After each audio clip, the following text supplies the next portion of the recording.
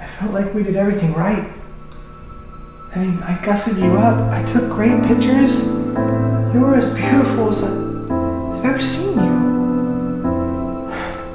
What more could I have done? What more could I have done? I never saw this outcome coming in.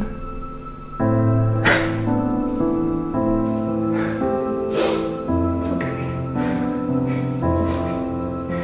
It's okay. What are you doing?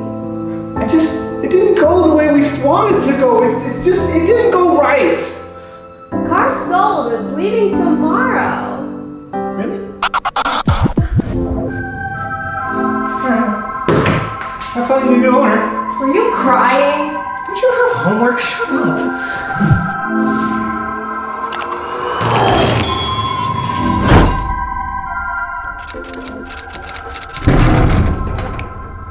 Okay, so morning of. The auction is set to go live in like a couple of hours, and the mind games that I'm playing with myself right now are through the roof. Did I set the reserve too high? Did I set it too low? Are people gonna like it? Did I take enough pictures? Did I take good pictures?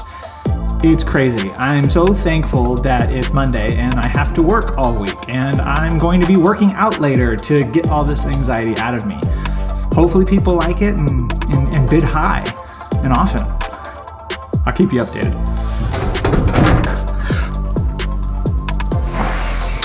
So the auction has been live for about a day, give or take.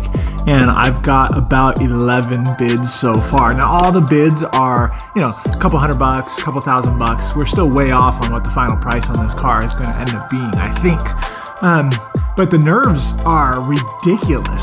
It's day one. It's a 7-day auction and I'm sitting here freaking out waiting for every bid to come in. So far, so good. So we're on day 3, and overall it's been extremely positive. Tons of comments and honestly more bids than I expected. Now I did set a reserve on this that's a pretty realistic number on what I think the car's probably gonna go for. I mean, obviously I would love to get full retail, but people have to factor in the fees they're gonna pay to cars and bids. So my reserve is rather conservative in that regard. Obviously protecting myself to make sure I make enough money, but also being realistic on what the car is gonna go for. Right now we're sitting about 17,000 underneath that reserve. Are we gonna get there? Don't know. 4 more days and the weekend.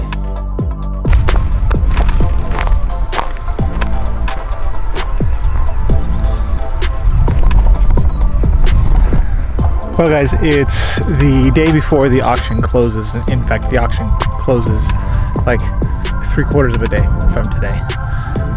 And I haven't received a bid in the last 3 days. Not one. Lots of questions, lots of comments, but not one bid. Now, I know rationally that this means that, you know, the casual bidders have dropped and the real bidders are about to come in the last little bit. But the irrational side of me is freaking out. Yeah, no, I've got like 20 minutes left, and honestly, I'm starting to lose a little bit of faith. I'm probably $2,000, $2,500 underneath my reserve. I mean, I know people wait until the last second to make bids, but man, I don't know what I did wrong.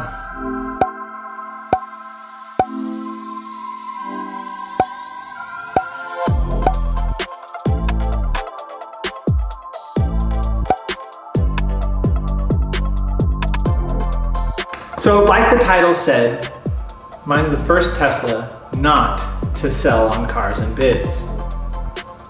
Sort of. See, in a traditional sale of a car, you're somewhat on your own. You've got to deal with all the ridiculous people texting you asking if the car is available and driving to local lots to show them. And you've got to be the middleman, the end man, and the start man in the process. But with cars and bids, you've got somebody dedicated to sit there with you throughout the entire thing. See, the one thing I didn't factor when I went into cars and bids was that 4.5% buyer's fee. See, I just pay the listing fee and then I collect all the money in the end. But somebody buying this car has to pay 4.5% on top of their bid to get it.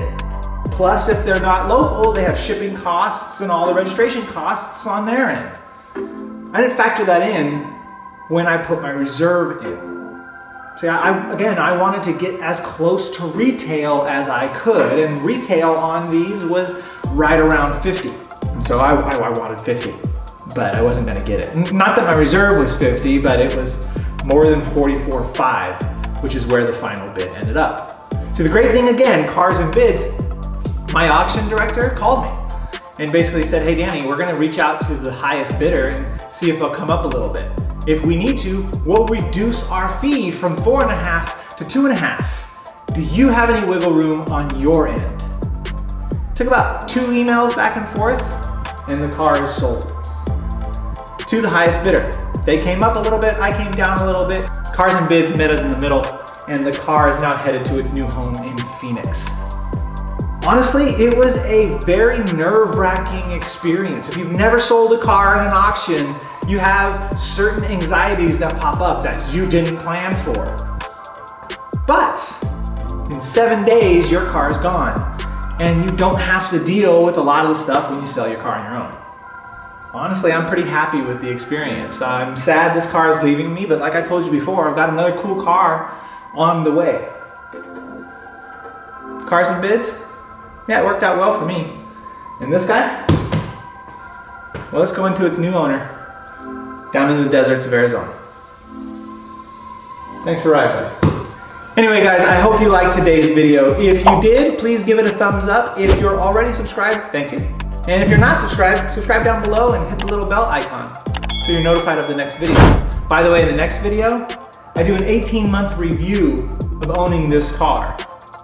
And I talk about low-fat cheese for some reason. I don't know. I'll see you guys in the next one.